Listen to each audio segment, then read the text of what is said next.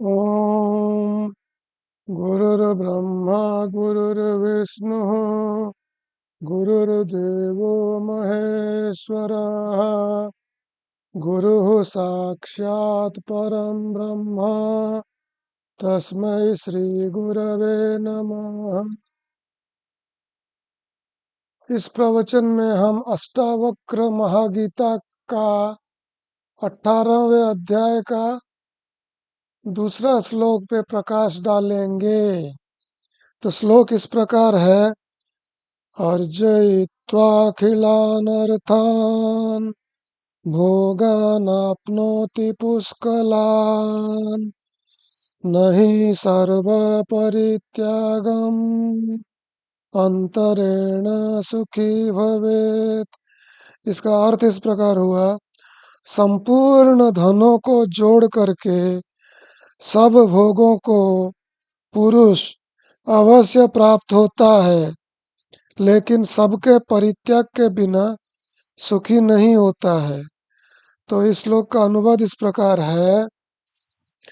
संसार के प्रत्येक प्राणी का एकमात्र लक्ष्य है कि अखंडानंद की प्राप्ति होकर समस्त दुखों का सदा के लिए कारण सहित नाश हो जावे। अज्ञानी व्यक्ति सुख कामना हेतु अपने सुख का लक्ष्य कोई धन को बना दिन रात कर्म करने में लगे हैं, कोई शक्ति एवं सिद्धि प्राप्त करने में, कोई पद प्राप्त करने में, कोई पुत्र प्राप्त करने में, कोई ख्याति प्राप्त करने में, किंतु शास्त्र एवं अनुभव द्वारा ज्ञात होता है कि इस मृत्यु लोक से लेकर स्वर्ग ब्रह्मादिक तक के लोक भोग में सुख नहीं है। सुख की प्राप्ति का तो एक ही साधन है, यह जीव देह भाव का त्याग कर अपने दृष्टा आत्मा भाव में रहे। देह भाव से ही कामना एवं कामना से ही दुख है। सबको सभी कामनाओं के त्याग द्वारा ही वास्तविक सुख मिलता है। जैसे गहरी नींद के समय सुख मिलता है, उस सुख के सम्मुख जागृत जगत के सम्राट का सुख भी तुच्छ लगता है, क्योंकि उस अवस्था में सभी प्रकार की लौकिक पारलौकिक कामना का विस्मरण हो जाता है। अब इस श्लोक की व्याख्या इस प्रकार है। जिस वस्तु में तुम्हें सुख मिलने की आशा है वह तुम्हारा परमात्मा हो जाता है। देखते नहीं, लोग अपने अपने दुकानों को आते जाते नमन करते हैं। तराजू, खाता कलम, ट्रक, कार, स्कूटर, मशीन, चमार, बढ़ई, सोनार, धोबी, नाई अपने जीविका के साधन की पूजा करते हैं। चमार जूते को नमस्कार करता है, पुष्प चढ़ाता है। विद्यार्थी पुस्तक को नमस्कार करते हैं। धन का मतलब सुख की आशा, सुख में सहयोगी जो बने वही हमारे लिए परमात्मा है। कोई क्या इकट्ठा करता है, कोई क्या इकट्ठा करता है। शहरों की गलियों में गरीब व्यक्ति कागज, प्लास्टिक थैलियां, फटे टूटे पुराने सामान उठाता रहता है, वही उनका परमात्मा है। हत्यारा उसके चाकू छुरी को प्रणाम करता है। व्यापारी ट्रक बस को नमस्कार करते हैं।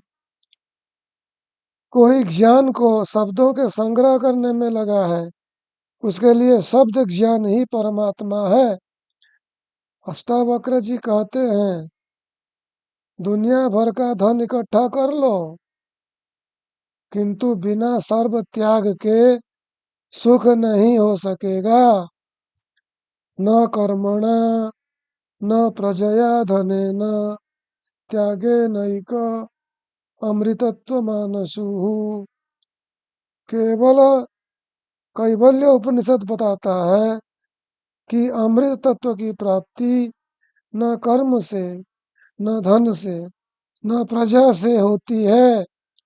उसकी प्राप्ति तो एकमात्र सर्व का त्याग करने से ही होगी, अन्य उपाय नहीं है। अब ईशावास्य उपनिषद का मंत्र सुने। ईशावास्यम इदम सर्वम यत्किंच जगत्याम जगत तेन त्यक्तेन भुंजीथा मा गृधः कस्य स्विद् धनम। सर्वत्र ब्रह्म दृष्टि करने पर मिथ्या नाम रूपात्मक जगत की सत्यता मन से समाप्त हो जाती है। फिर ज्ञानी बाधितानुवृत्ति से इस नश्वर संसार का भोग करता है। वास्तव में सुख सर्व के त्यागने से भी नहीं होता। अभय और अद्वैत आत्मा की प्राप्ति से ही सुख मिल सकता है। अब बृहदारण्यक ने उपनिषद में कहा है, यही शतम प्रजापति लोक आनंदाः स एको ब्रह्मलोक आनंदो यश्च श्रोत्रिय वृजिनो कामहतोऽथैष एव परम आनंद एष। सब ओर से स्वच्छ एवं परिपूर्ण जलाशय के प्राप्त हो जाने पर छोटे जलाशय में मनुष्य का कोई प्रयोजन नहीं रहता है। ब्रह्म के ब्रह्म को आत्मा रूप से जानने वाले ब्राह्मण का समस्त वेदों में अब कोई प्रयोजन नहीं रह जाता है। अब इस अध्याय का तीसरा श्लोक पे हम अगले प्रवचन में प्रकाश डालेंगे। हरिओम तत्सत, हरिओम तत्सत, हरिओम तत्सत।